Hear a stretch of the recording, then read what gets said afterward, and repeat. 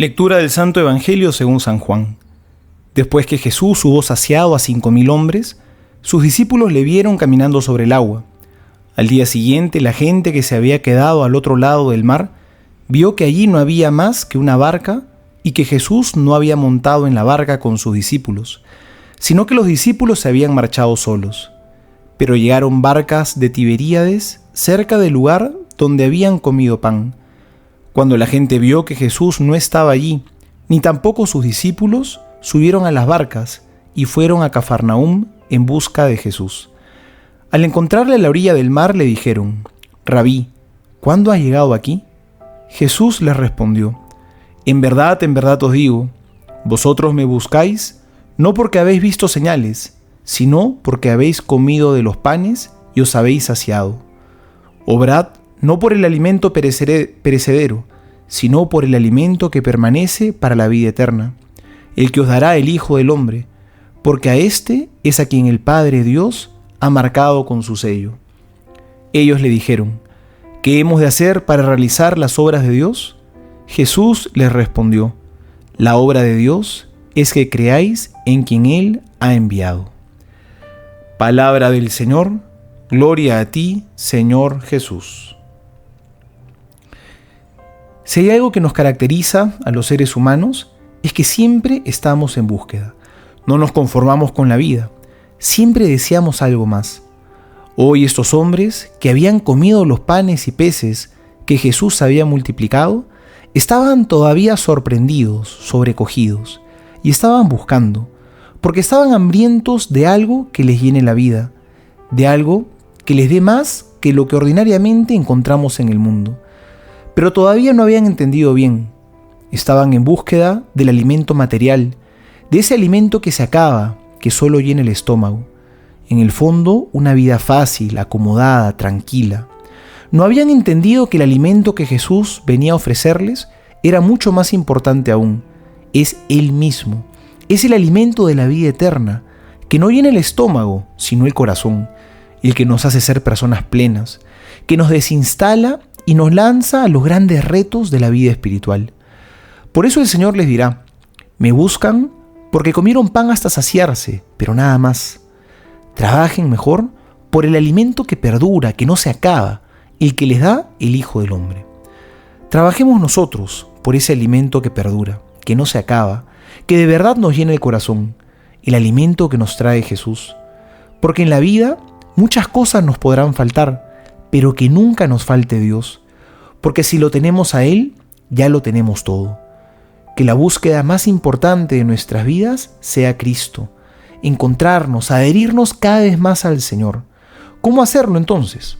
Hoy Jesús lo ha dicho: la obra de Dios es que creáis en quien Él ha enviado, que crean en aquel que el Padre ha enviado, que crean en Cristo, que nuestra primera obra buena sea creerle a Jesús, porque Él nos dice la verdad, que tenemos que seguir sus caminos porque son los mejores, que tenemos que vivir de acuerdo a su palabra. Creámosle a Jesús para que vivamos de verdad una vida plena. Soy el Padre Juan José Paniagua y les doy a todos mi bendición en el nombre del Padre y del Hijo y del Espíritu Santo. Amén.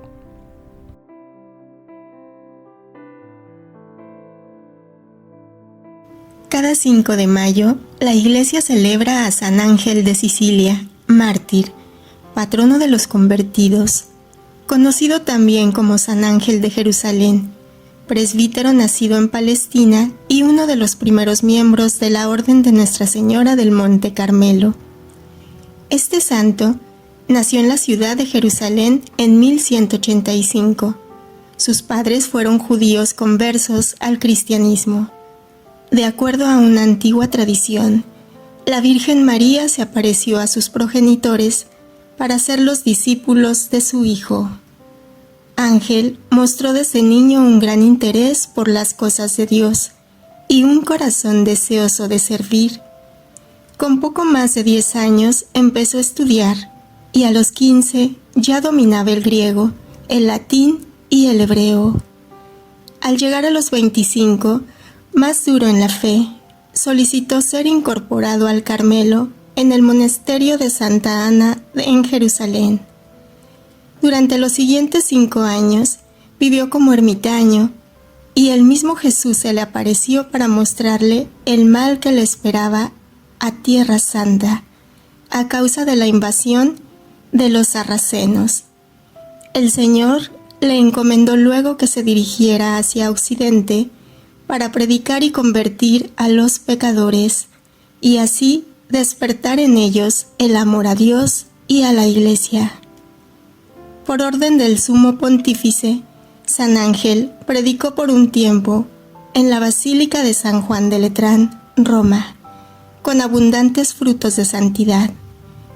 Estos intensos días de oración y predicación fueron ocasión para un encuentro inesperado. San Ángel tuvo una visión de Cristo que le mostraba los rostros de 2 grandes santos, Santo Domingo de Guzmán y San Francisco de Asís.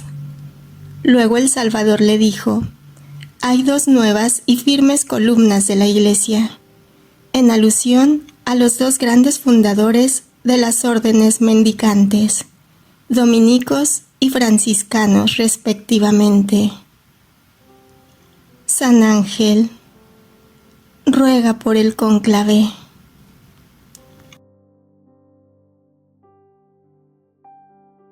Comentarios y meditaciones desde la tradición de la Iglesia.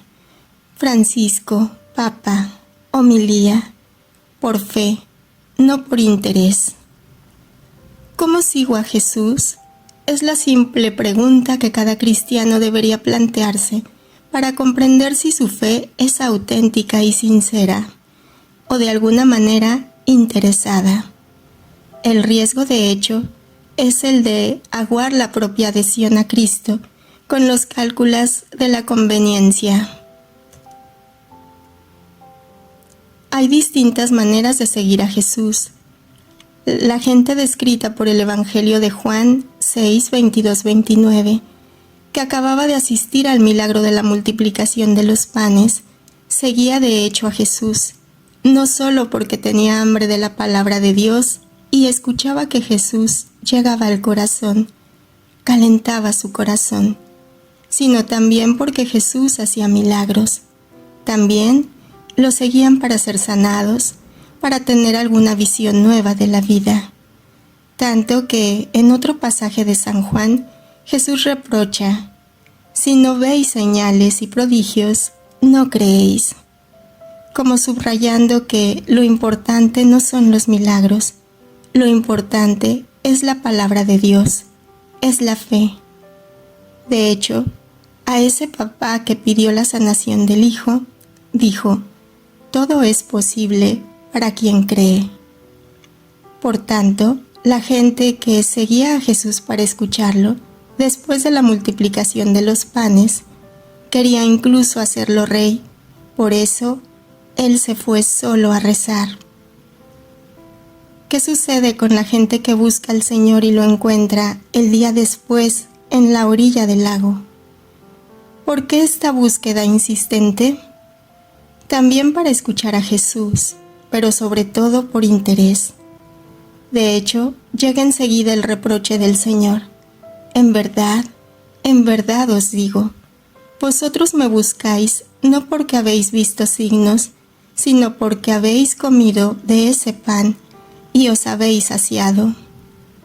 Buena gente, que quiere escuchar la palabra de Jesús y escuchar cómo esa palabra llega al corazón, pero también empujada por el interés.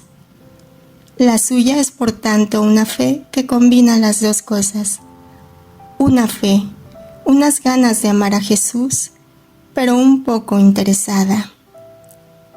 Frente a una fe condicionada por el interés, Jesús reprocha y dice: trabajad, no por la comida que no dura, sino por la comida que permanece para la vida eterna, y que el Hijo del Hombre os dará.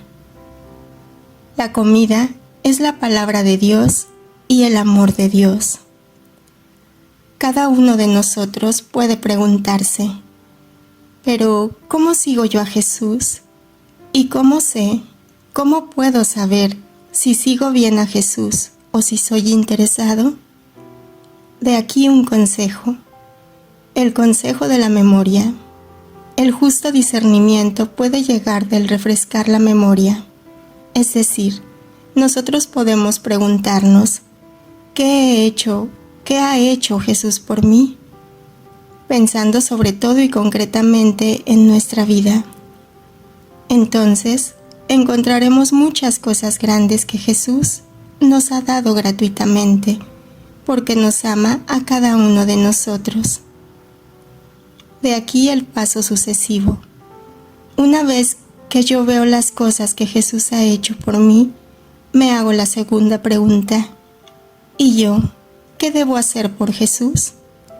Y así con estas dos preguntas, quizá conseguimos purificarnos de todo tipo de fe interesada. De hecho, cuando veo todo lo que Jesús me ha dado, la generosidad del corazón va a, sí, Señor, doy todo. Y no cometeré más estos errores, estos pecados. Se podrá tomar el camino de la conversión por amor. Tú me has dado mucho amor, también yo te doy este amor.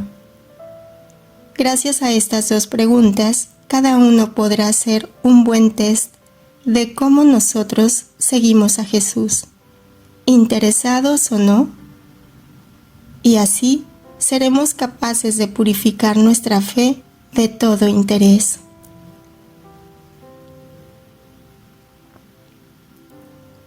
Libro de Cielo. La santidad de la humanidad de Jesús fue el pleno desinterés. Volumen 12, junio 22, 1920. Hija mía, ¿por qué quieres apartarte de mi semejanza?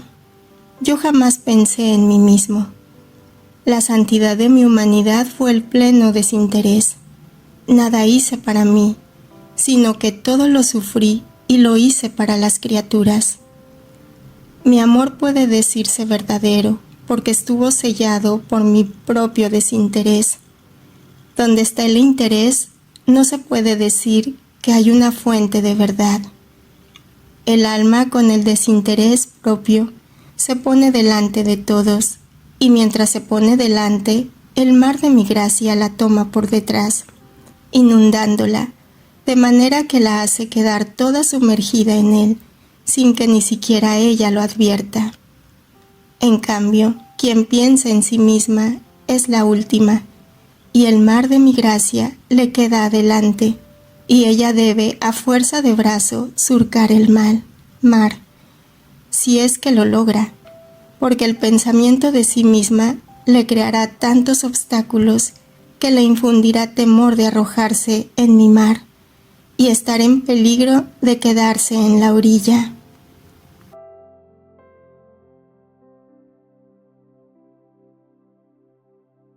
Yo les aseguro que ustedes no me andan buscando por haber visto signos, sino por haber comido de aquellos panes hasta saciarse. Al ver cómo lo buscan, Jesús se dirige con cierta fuerza para con ellos. Ustedes no me buscan porque en mí hayan encontrado lo que yo soy capaz de darles, las palabras de vida que transforman el corazón, el pan que alimenta y da sentido de eternidad a la vida. Ustedes me buscan porque ustedes han podido saciar sus necesidades. Ustedes me buscan por interés. Ustedes no están conmigo porque yo les signifique algo, dice Jesús. A ustedes en realidad no les importa mi persona. A ustedes les importa lo que yo les doy, no quién soy yo.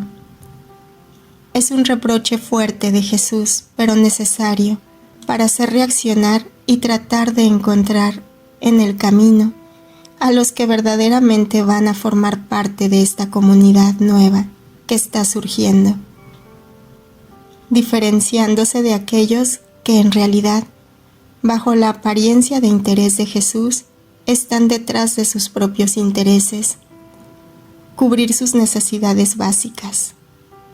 Jesús es muy claro al respecto y más duro va a ser después, cuando hablando en términos de aquel alimento con el que se ofreció a ellos, dice que en realidad lo que recibieron es su propia carne, anticipadamente en el pan con el que se han alimentado. Y solamente el que coma de la carne de Jesús, de la presencia de Jesús, va a tener vida. El que no, no. Volumen 11, agosto 20, 1913. Hija mía, en mi voluntad están todos los bienes posibles, y el alma que vive en ella es necesario que esté con confianza, obrando junto conmigo como dueña. Todo esperan las criaturas de esta alma, y si no lo tienen se sienten defraudadas. ¿Y cómo puede dar si no está con toda confianza obrando junto conmigo? Por eso, al alma que vive en mi voluntad le es necesaria la confianza para dar, la simplicidad para comunicarse a todos, con el desinterés de sí, para poder vivir toda para mí y para el prójimo.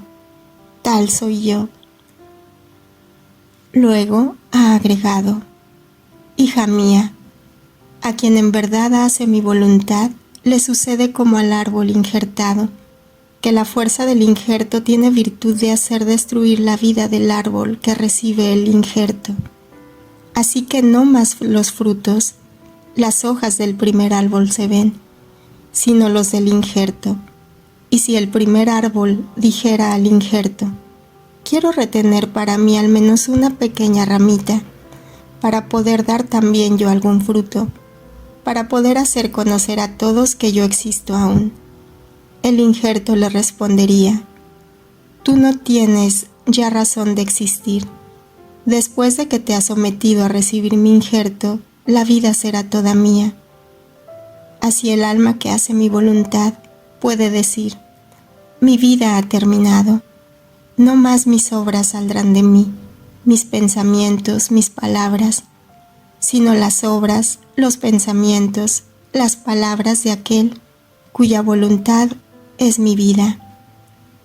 Así que yo digo a quien hace mi querer: tú eres vida mía, sangre mía, huesos míos. Entonces sucede la verdadera, real, sacramental transformación, no en virtud de las palabras del sacerdote, sino en virtud de mi voluntad. En cuanto el alma se decide a vivir en mi querer, mi voluntad me crea a mí mismo en el alma, y a medida que mi querer corre en la voluntad, en las obras, en los pasos del alma, tantas creaciones mías recibe. Sucede propiamente como a un cáliz lleno de partículas consagradas. Por cuantas partículas hay, tantos Jesús están, uno en cada partícula. Así el alma, en virtud de mi voluntad, me contiene en todo y en cada parte de su ser. Quien hace mi voluntad hace la verdadera comunión eterna y comunión con fruto completo.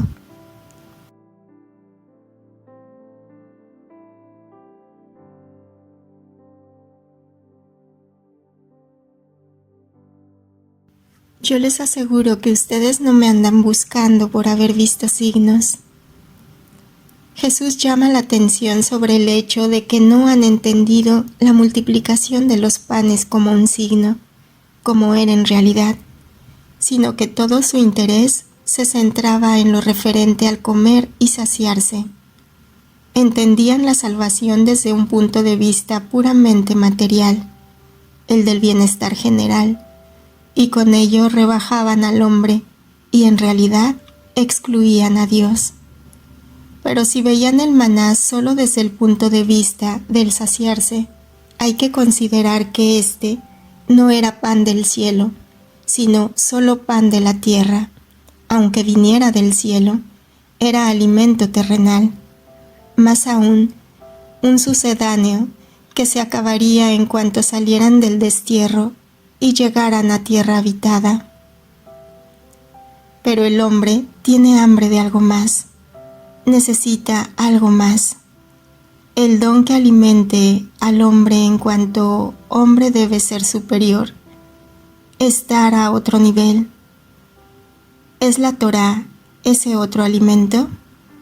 En realidad, a través de ella, el hombre puede de algún modo hacer la voluntad de Dios su alimento. Sí, la Torá es pan que viene de Dios, pero solo nos muestra, por así decirlo, la espalda de Dios. Es como una sombra. El pan de Dios es el que baja del cielo y da la vida al mundo. Como los que le escuchaban seguían sin entenderlo, Jesús lo repite de un modo inequívoco. Yo soy el pan de vida. El que viene a mí no pasará hambre, y el que cree en mí no pasará nunca sed. Volumen 18, octubre 17, 1925. La sabiduría eterna estableció que el alimento del alma del hombre sea la voluntad de Dios. Habiendo establecido la eterna sabiduría que también el alma tuviera su alimento, le fue asignado como alimento exquisito la voluntad suprema. Así que quien toma ese alimento es fuerte en el obrar el bien, está como impregnado en el amor hacia Dios. Este alimento le aumenta la sangre divina para formar el crecimiento de la vida de Dios en ella. Como sol, se refleja en su inteligencia para hacerla conocer a su Creador y formarse a su semejanza. Le pone la fuerza en toda su alma para poner en vigor todas las virtudes y la empuja a nuevos trabajos y a sacrificios inauditos. El alimento de mi voluntad se da a cada instante, a cada respiro, de noche, de día, en cada cosa y cuantas veces se quiera. No hay que temer como con el alimento corporal, que si se toma en exceso hace daño y produce enfermedades. No. Por cuanto más se toma, más fortifica, y tanto más eleva al alma a la semejanza con su Creador. Se puede estar siempre con la boca abierta en acto de tomar este alimento celestial. Todo lo contrario para quien no toma este alimento de mi voluntad.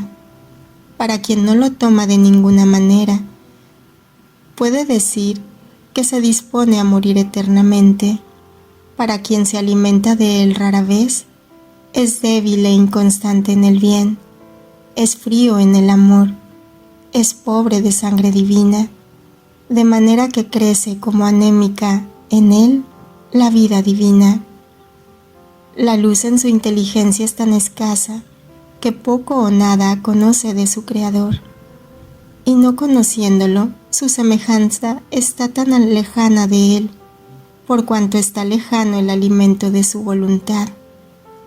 Está sin brío en el obrar el bien, porque no tiene alimento suficiente, y ahora se le escapa la paciencia, ahora la caridad, ahora el desapego de todo. Así que las pobres virtudes viven como estranguladas, sin el alimento suficiente de mi voluntad. Ah, si se pudiese ver un alma privada de este alimento celestial, sería de llorar. Tantas son las miserias y las suciedades con las que está cubierta. Sin embargo, es mucho más de compadecer si se ve una criatura en ayunas del alimento corporal, porque muchas veces le faltan los medios para comprarlo. En cambio, el alimento de mi voluntad se da gratuitamente. Por lo tanto, quien no lo toma merece la condena, y la condena se la forma ella misma, porque rechaza el alimento que le daba la vida.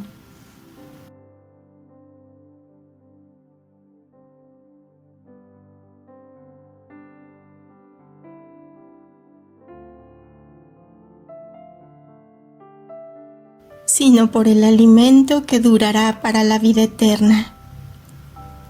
Dios, cuya naturaleza es bondad, cuya sustancia es amor, cuya vida es benevolencia, queriendo mostrarnos la dulzura de su naturaleza y la ternura que siente hacia sus hijos, envió a su Hijo a este mundo, el pan de los ángeles, por el amor extremo con que nos amó, porque Dios amó tanto al mundo que entregó a su Hijo único. Este es el verdadero maná que el Señor hizo llover del cielo como alimento de los hombres.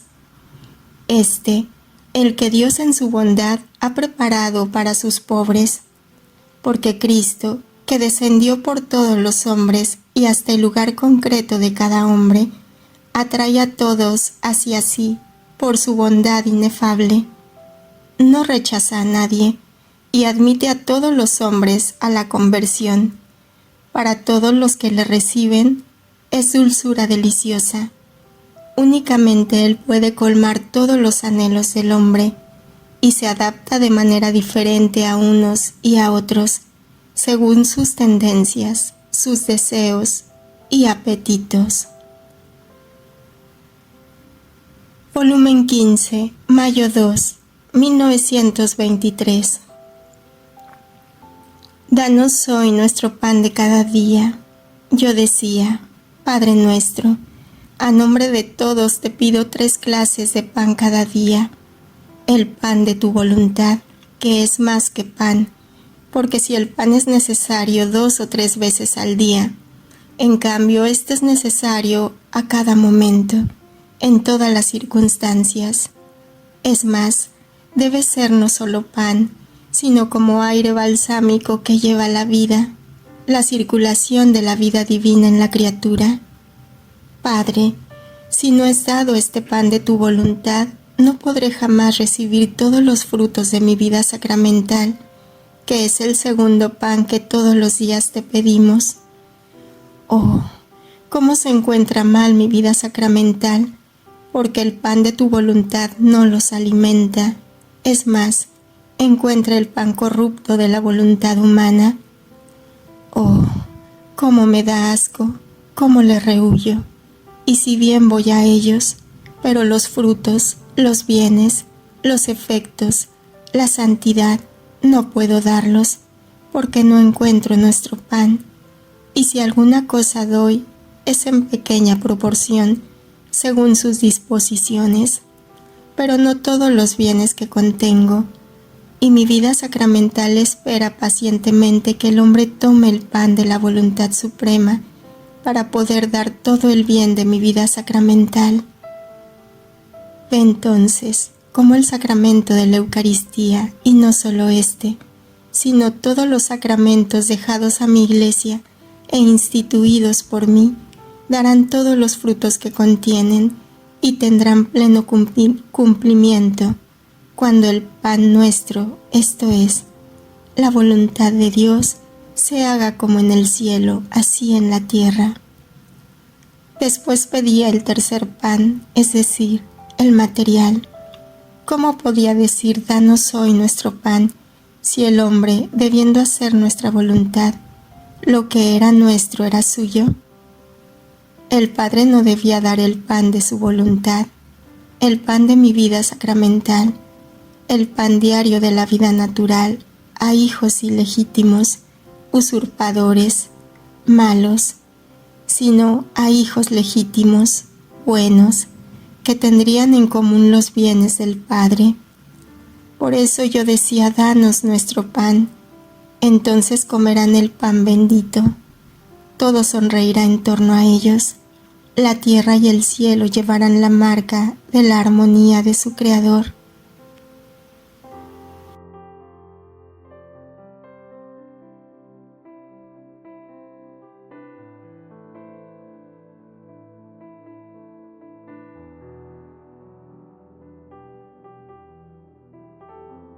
¿Qué debemos hacer para realizar las obras de Dios?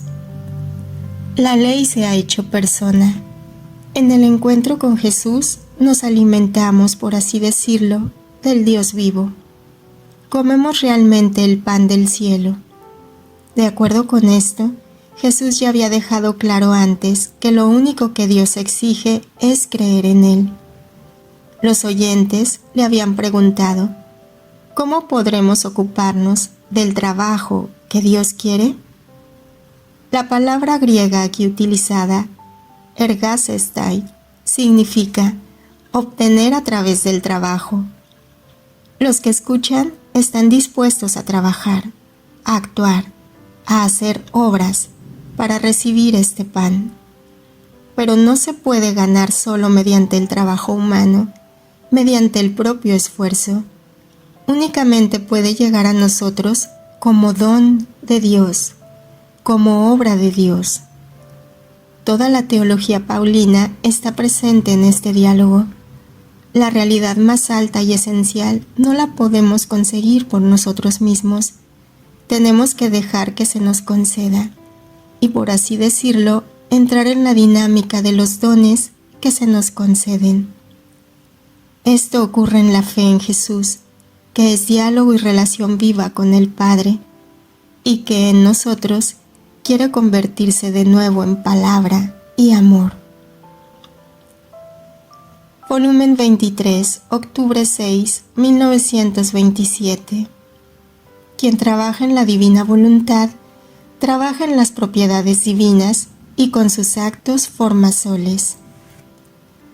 Hija mía, quien obra en mi voluntad, trabaja en mis propiedades divinas, y ella forma en mis interminables bienes de luz, de santidad, de amor, de felicidad sin fin, sus actos, los cuales se transforman en tantos soles, reproducidos estos soles por mis mismas cualidades que se han prestado al acto del alma por decoro de ella, y para hacer que fueran actos dignos de su Creador, y para permanecer estos actos como actos perennes en Dios mismo, que lo glorifican, lo aman con sus mismos actos divinos. Entonces, Adán, antes de pecar, formó tantos soles en su Creador, por cuantos actos hizo. Ahora, quien vive y obra en mi voluntad, encuentra estos soles hechos por él. Por eso tu empeño es de seguir los primeros actos de la creación, de tomar tu puesto de trabajo junto al último sol, o más bien, del último acto que hizo Adán cuando poseía la unidad de voluntad con su Creador. Debes suplir a lo que él no continuó haciendo, porque salió de dentro de mis propiedades divinas, y sus actos ya no fueron soles, porque no tenía más en su poder mis cualidades divinas, que se prestaban para hacerle formar los soles. A lo más sus actos se redujeron, por cuán buenos eran, a pequeñas llamitas, porque la voluntad humana sin la mía no tiene virtud de poder formar soles. Le faltan las materias primas. Sería como si tú quisieras formar un objeto de oro sin tener en tu poder el metal del oro. Por cuanta buena voluntad tuvieras, te resultaría imposible. Solamente mi voluntad tiene luz suficiente para hacer formar los soles a la criatura, y esta luz la da a quien vive en ella, en sus propiedades, no a quien vive fuera de ella. Entonces, debes suplir a todas las otras criaturas que no han poseído la unidad con mi voluntad. Tu trabajo es grande y extenso. Tienes mucho que hacer en mis interminables confines. Por eso sé atenta y fiel.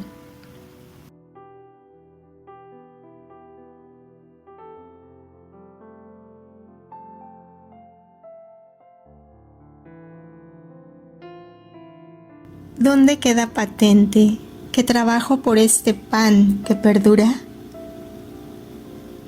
¿Cuánto tiempo dedico a la búsqueda de ese alimento? El hombre, especialmente el de estos tiempos, tiene hambre de muchas cosas. Hambre de verdad, de justicia, de amor. Hambre de paz, de belleza.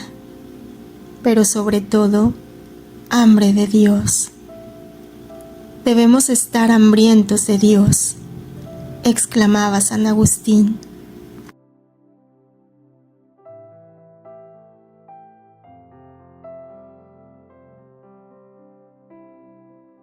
Gloria al Padre, al Hijo y al Espíritu Santo, como era en el principio, ahora y siempre, por los siglos de los siglos. Amén. Como este pan partido estaba esparcido por las montañas, y al ser reunido se hizo uno, que también tu Iglesia sea reunida de los extremos de la tierra en tu reino. Cristo, Rey nuestro, venga tu reino, domina tu voluntad. Fiat.